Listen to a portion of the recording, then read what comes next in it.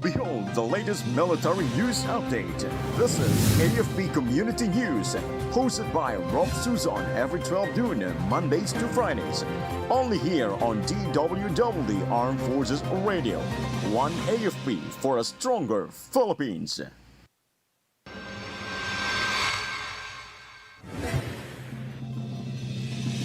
Army Chief witnesses Balikatan's air defense exercises.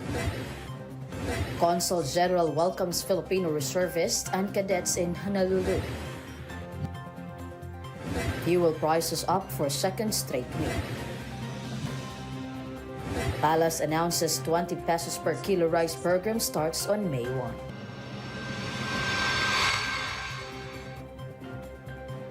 Good day, everyone, as well as our troops at Camp Emilio Aguinaldo, Quezon City. Today is Tuesday, April 29, and we will bring you the latest news from the armed forces and other information around the Philippines.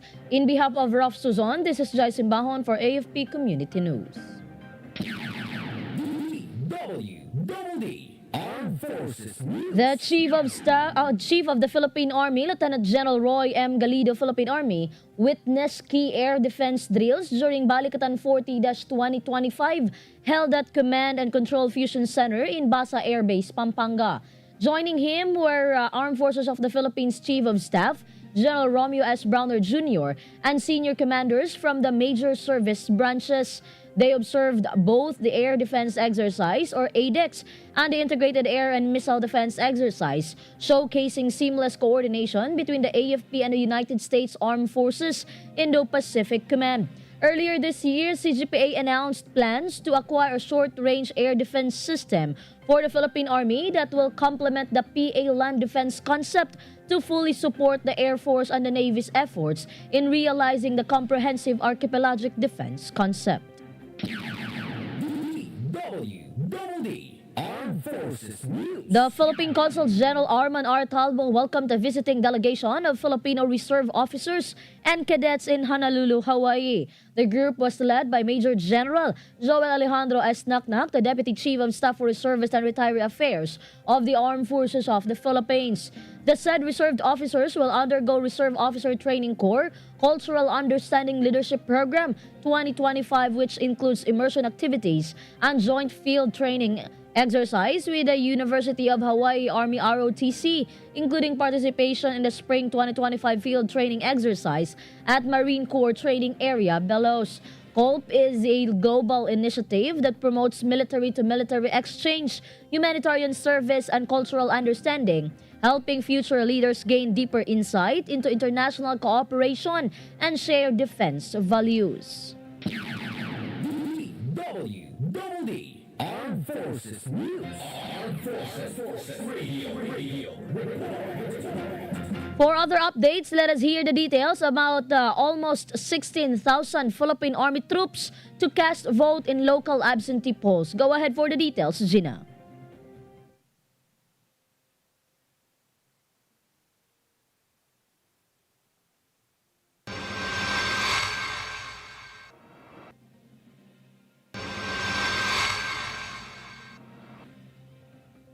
Yes, Jai, almost 6,000 troops from the Philippine Army are expected to cast their votes in the local absentee voting at Fort Bonifacio and key camps nationwide. The local absentee voting in the Philippine Army started yesterday and will run until April 30, 2025. It can be noted that the Commission on Elections has approved a total of 57,689 live voters, including 29,030 Armed Forces of the Philippines personnel, 23,448 policemen, 4,206 government employees, and 1,005 members of the media. Army Chief Lieutenant General Roy M. Galido earlier said that the Army's role right now is to prepare the troops and its unit in supporting the PNP and the COMELEC in the 2025 national and local election. Meanwhile, the Army leadership assured the public of its commitment to non-partisanship and professionalism as it focuses on its mandate of safeguarding national security and maintaining stability, especially during the crucial election period.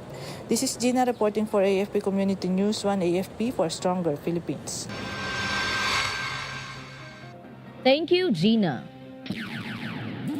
DWDD Armed Armed Forces News. Participating forces successfully conducted a casualty evacuation drill as part of the multilateral maritime event under Balikatan Exercises 2025, held off coast of Luna, La Union. The CASEVAC drill highlighted improved interoperability and crisis response readiness among participating forces. Through realistic, high-pressure scenarios, troops sharpened their ability to manage critical incidents and deliver life-saving care, reinforcing the importance of joint maritime response in both regional security and humanitarian missions. In one key moment, ground personnel expertly guided an AW-109 helicopter as it lifted off from the Philippine Navy vessel PS-16, exemplifying the precision and coordination required for effective naval air integration during emergency missions. DWDD Armed Forces News. The 4th Infantry Division has delivered another major setback to the New People's Army following a series of successful operations in Surigao del Sur and Bukidnon. In Lianga, Surigao del Sur, troops from the 75th Infantry Battalion recovered an arms cache after receiving information from a former rebel. The discovery included 4 AK-47 rifles, steel magazines, and live ammunition. In a separate operation, soldiers from the 3rd Special Forces Battalion also found another arms cache in the same area, recovering 2 more AK-47s and an M653 rifle. Meanwhile, in Matibog, Bukidnon, troops from the 28th Infantry Battalion clashed with NPA fighters on April 27, which resulted in the death of 1 rebel and the recovery of an M16 rifle, a rifle grenade, medical supplies, personal items, and communication equipment. The Philippine Army has commended the troops for their unwavering commitment to restoring peace and security in their areas of operation. DWDD Armed Forces News. Armed Forces Radio. On the other line, let us hear more from Mel Joy about U.S. Marine Corps brought in Nemesis in the Philippines as part of Balikatan 2025. Mel Joy?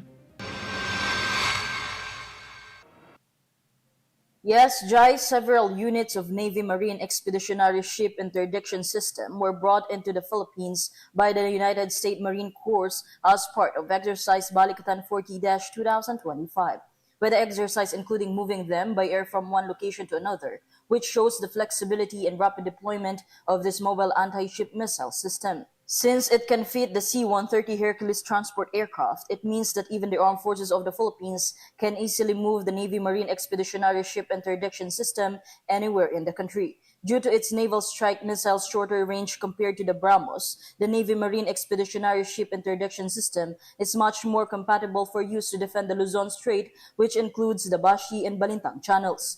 It would be remembered that the archipelagic defense concept covers the Philippines' exclusive economic zone, which includes most part of the Luzon Strait separating the Philippines from Taiwan.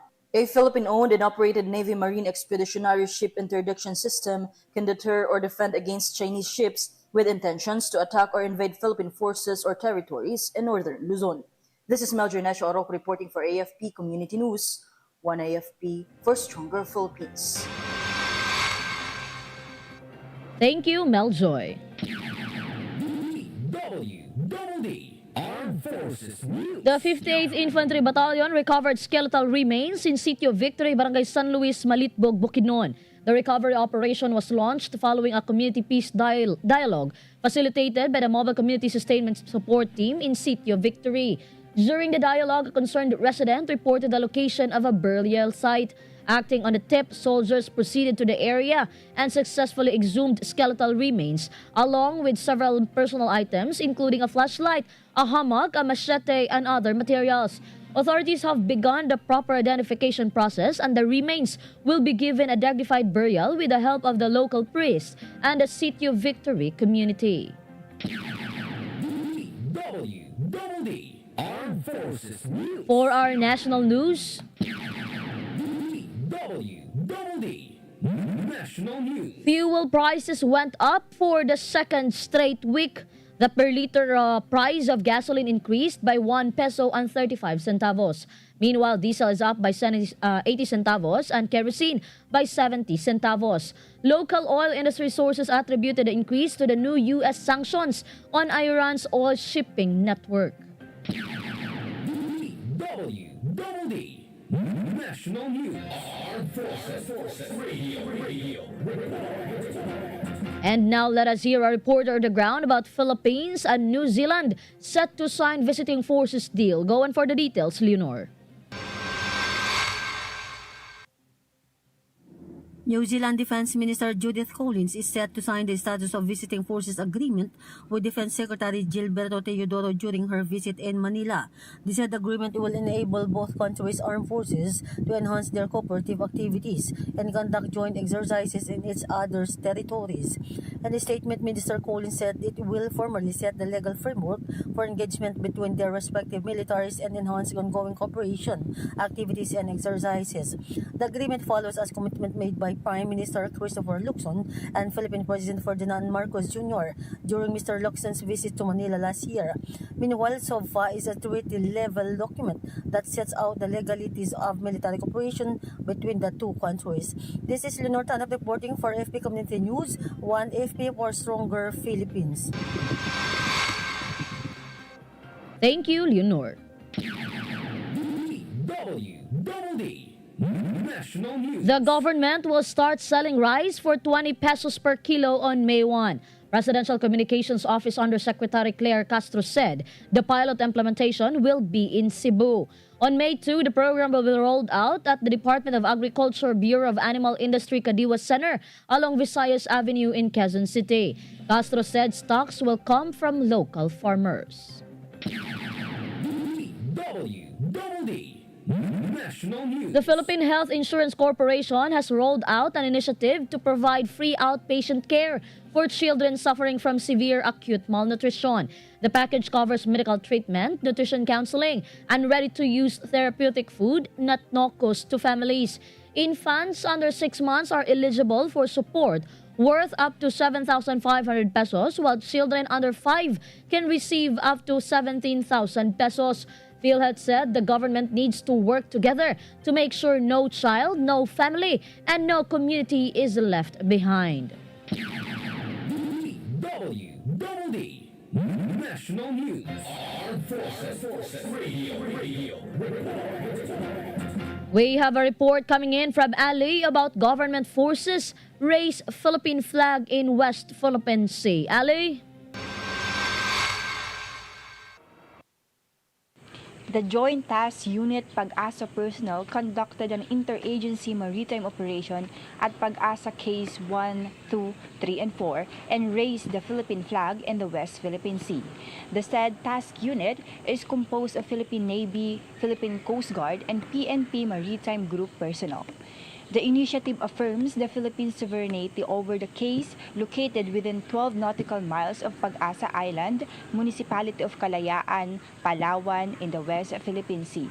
Meanwhile, the flag raising debunks the statement published by China Coast Guard on April 25, 2025, claiming control over Pag-asa K2. This is Alali reporting for AFP Community News, 1 AFP for Stronger Philippines. Thank you, Ali. DWDD. National News. Senators called for a thorough investigation into the tragic incident in Vancouver, Canada. Senate Minority Leader Aquilino Pimentel III said it is imperative to conduct a thorough investigation into the matter to ensure justice is served. Senator Sherwin Gatchalian also expressed his desire for an in-depth probe into the accident. Gatchalian said they fully support the family's request for a swift and thorough investigation to hold those responsible accountable. 11 persons reportedly died and several others were reportedly injured in the incident. DWDD. National News. And the Philippine Consulate General in Vancouver, Canada warned the public on fundraising campaigns allegedly for the victims of the Lapu-Lapu Day attack. According to the consulate, certain individuals have set up GoFundMe pages claiming to raise funds to support the victims of the tragic incident. They used a screen cap of the consulate's official message as a backdrop as part of its material on the said fundraising page. The consulate emphasized that it has not created any fundraising efforts nor has sanctioned any entities to raise funds on behalf of the victims. DWDD. National News. Armed Forces Radio. Let us hear more from Joanne about Philippines' U.S. Armed Forces join forces to strengthen air defense system as part of Balikatan 40-2025. Joanne? The Armed Forces of the Philippines and the United States Armed Forces conducted an integrated air and missile defense training at the Naval Education Training and Doctrine Command in Zambales as part of exercise Balikatan 40-2025. During the training, AFP and U.S. personnel utilized various air defense systems, including the Philippine Air Force Spider air defense system and ground-based air defense systems to identify targets. The U.S. also showcased its counter and manned aerial systems technology designed to quickly detect airspace intrusions and enhance overall force protection for both countries. The activity also featured the Marine Air Defense Integrated Systems, a U.S. Marine Corps air defense system capable of detecting, recognizing, and neutralizing various area threats, particularly drones, helicopters, and other low-flying aircraft. Through exercise Balikatan 40-2025, the Philippines and the U.S. continue to strengthen their readiness and ensure a rapid and coordinated response to emerging security challenges in the region. This is John Sagok reporting for AFP Community News 1 AFP for Stronger Philippines. Thank you, Joanne. DWDD National News. And all national roads and bridges in Sorsogon remain open and safe for travel. This is amid light ashfall from Bulusan Volcano's recent activity. The Department of Public Works and Highways said traffic flow remained light to moderate along major thoroughfares. Maintenance crews have been deployed to monitor ashfall-prone areas and conduct clearing operations as necessary to prevent disruptions to motorists. The DPWH added that no untoward incidents have been reported across the province's road network, while cloudy skies prevailed following the volcanic activity. DWDD National News. And the Philippine government refuted reports by Chinese state media claiming that China Coast Guard had taken control of Sandy Cay near Pag-asa Island. Presidential Communications Undersecretary and Palace Press Officer Claire Castro, citing information from National Security Council Assistant Director General Jonathan Malaya, that the Interagency Maritime Operation recently conducted a routine visit to Sandy Cay and the surrounding waters. She said the team completed a mission without incident, clearly contradicting any narrative that Sandy Cay was seized. The palace official then reaffirmed the Marcos administration's commitment to defending the country's maritime rights and territorial integrity. DWDD National News. Armed Forces Radio. Let us hear more from Mark about 80th Infantry Battalion joins 3-day Eco Camp 2025 in Infanta, Quezon. Mark?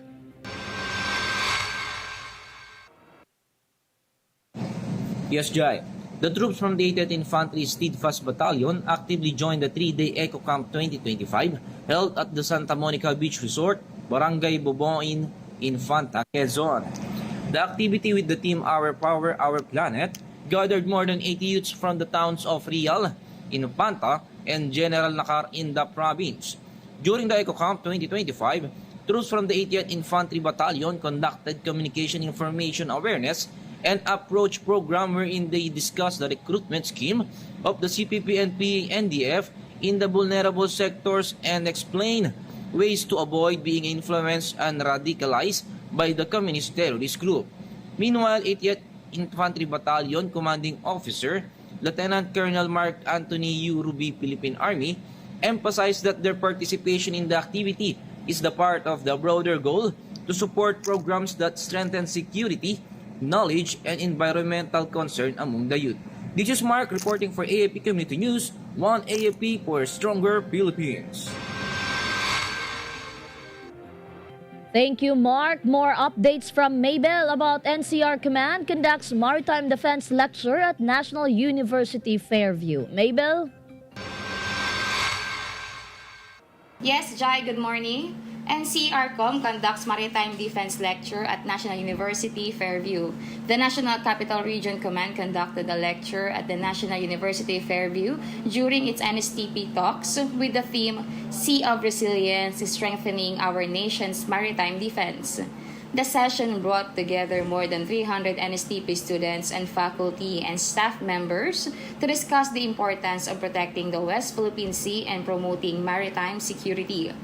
The lecture offered a comprehensive and engaging discussion of the nation's maritime challenges, giving students a deeper understanding of the need to defend our territorial waters.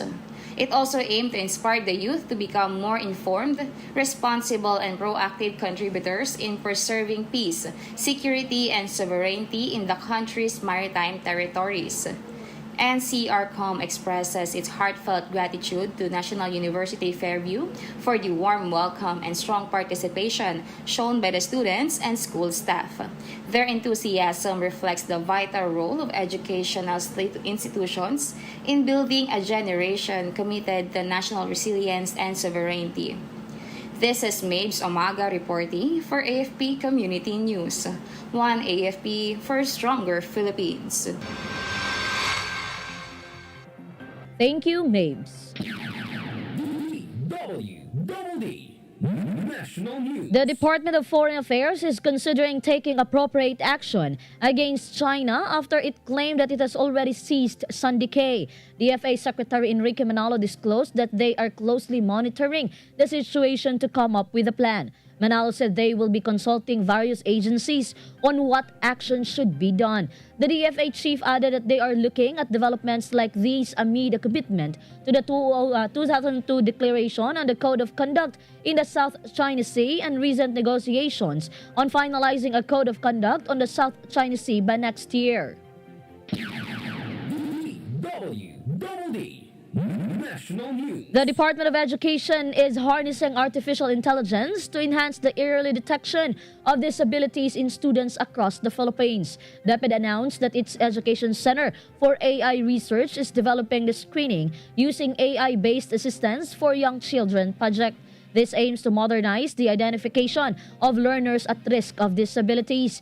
DepEd Secretary Sonny Angara noted that through the Sabay project, they reaffirmed their mission that every Filipino child, regardless of ability, deserves timely support and access to quality education. DWDD National News. Armed Forces Radio. And now let us hear more from Shai about Philippine Navy denies China claim of seizing Sundalo. Shai? Good afternoon. The Philippine Navy denied China's claim that it has occupied Sundalo. According to Navy spokesperson for the West Philippine Sea, Rear Admiral Roy Vincent Trinidad, personnel from the Coast Guard, Navy, BFAR, and other agencies checked the area and found nothing, contrary to the allegations made by China. Pag-asa case or the Sandy case refers to 3 small coalescing and sandbars located less than 3.5 nautical miles from Pag-asa Island, falls within the 12 nautical mile territorial sea of Pag-asa Island. Meanwhile, National Security Council Assistant Director General Jonathan Malaya also confirmed yesterday that none of the 3 Pag-asa case showed signs of being occupied or controlled by China. This is Shai Rivera reporting for AFP Community News, One AFP for a Stronger Philippines. Thank you, Shaira. From Dick, more updates about Philippine forces successfully conducted interagency maritime operation over Pag-asa case. Dick?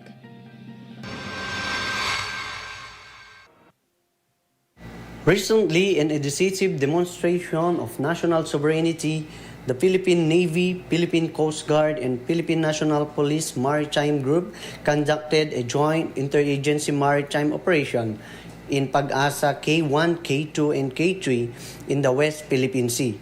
This operation was a direct response to China's recent display of its flag on Sundalo, known as Tian Reef in Chinese and Pag-asa case in the Philippines.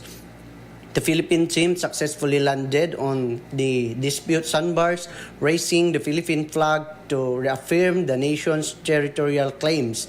This move comes after China's Coast Guard officers were reported to have gone ashore to conduct on-site verification and enforcement measures, according to Chinese state media.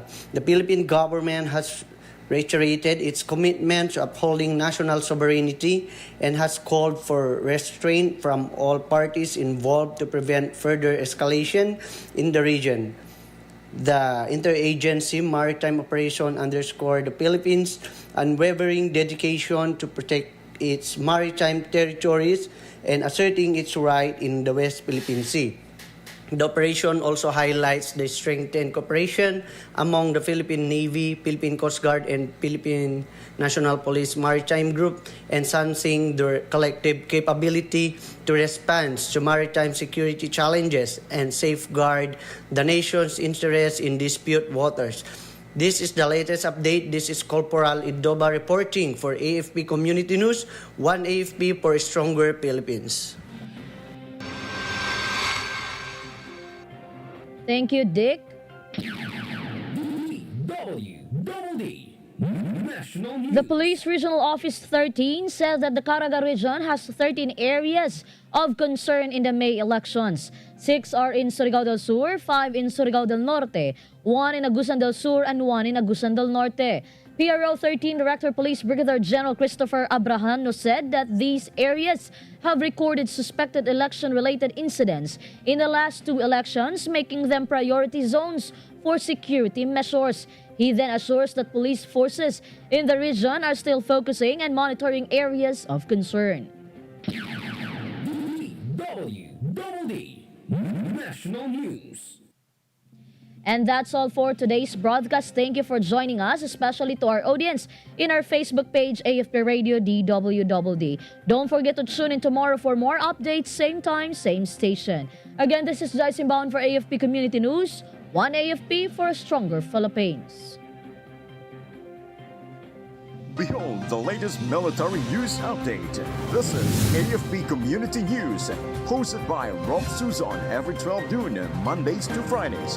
Only here on DWDD Armed Forces Radio. One AFP for a stronger Philippines. Kayo ay nakatutok sa DWDD AFP Radio.